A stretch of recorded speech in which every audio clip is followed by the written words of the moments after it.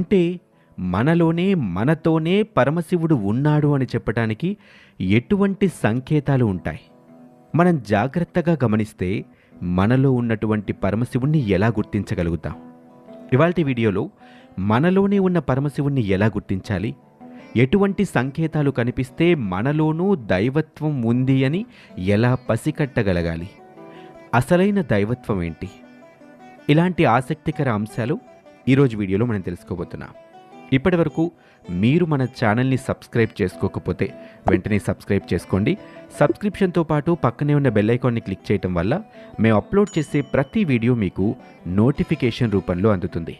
ఇంకేమాత్రం ఆలస్యం చేయొద్దు, మనం ఇవాల్టి వీడియోలోకి వెళ్ళిపోదాం. పరమశివుడు మనలోనే ఉన్నాడు అని మనకి ఏ విధంగా తెలుస్తుంది? దీనికంటూ ఏమైనా ప్రత్యేకమైనటువంటి నియమాలు ఉన్నాయా? ఏవైనా శక్తుల ద్వారా మనకి తెలుస్తుందా?